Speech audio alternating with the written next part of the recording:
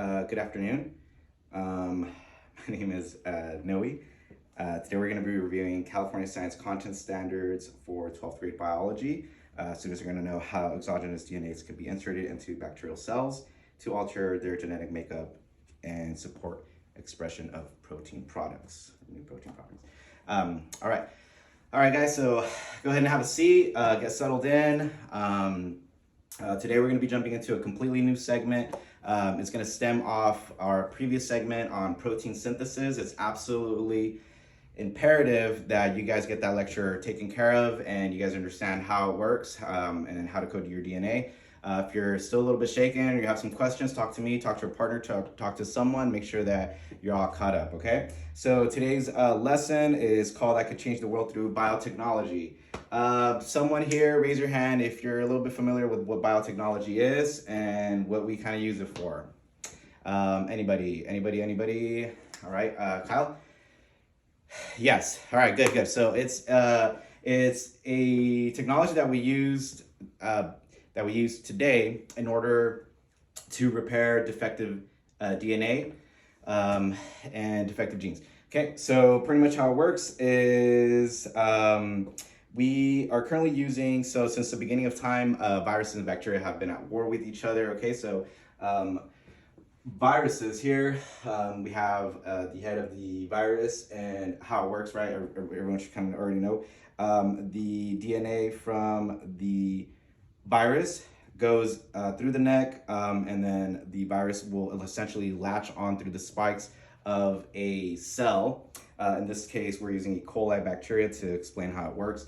And then the virus is going to inject its DNA into the bacteria, okay? So two questions. One, where have we seen this before already previously in some previous lectures? Right here, Emily. Yes, we talked about it in our HIV discussion, right? How HIV works, right? It attaches to your CD4 cells and the virus will essentially inject its DNA, making a factory of virus producing machine. Okay, so one more thing. What happens if the bacteria continues to make viruses inside it, right? What happens? Right here, Joe. Yeah, good. So essentially the bacteria will eventually explode, but the more proper name is what? Lysine, good.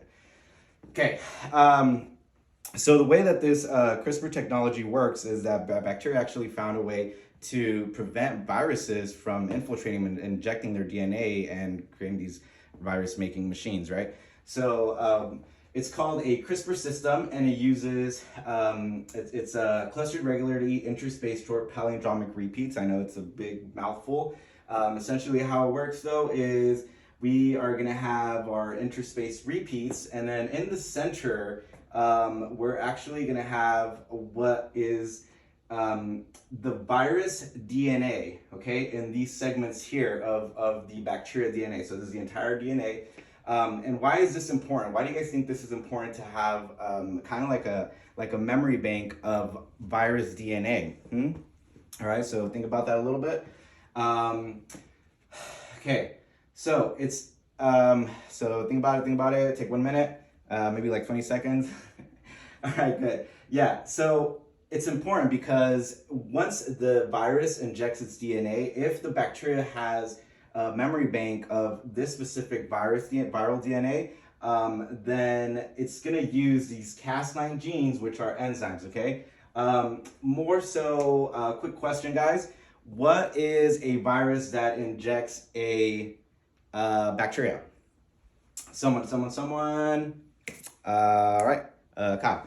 Yeah, it's bacteriophage. Excellent. Okay, so the CRISPR machine system is going to create a Cas9 gene. Okay, so if someone remembers, what is the enzyme that is responsible for splitting up the DNA? Okay, someone? Good. Helicase, and so there's a pair of scissors, right? So that one would be nuclease. Good. All right. So Essentially, the system is going to be an immune defense system that the bacteria has developed in order to protect themselves against viruses. And if we go over to, that's it. So, you guys are gonna go ahead and split up into your tables, your groups, and guys, think about how we are going to use this CRISPR technology. All right, so if bacteria are using it to protect themselves against viruses, then that means that us humans are currently using this technology to repair.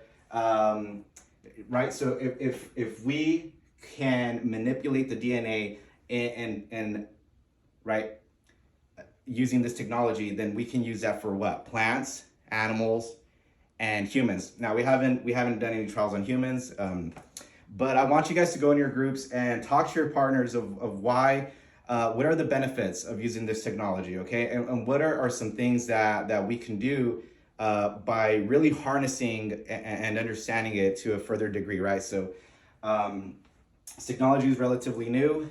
We started having breakthroughs in the 2000s, but actually came around around the 80s. So talk to your groups. And so with this information, guys, we're actually gonna go and you guys are gonna be able to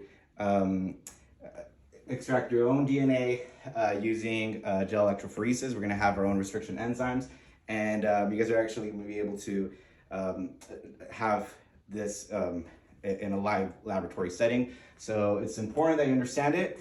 I'm going to be walking around and helping you guys come up with some ideas of how we can use this technology, all right? Thank you very much.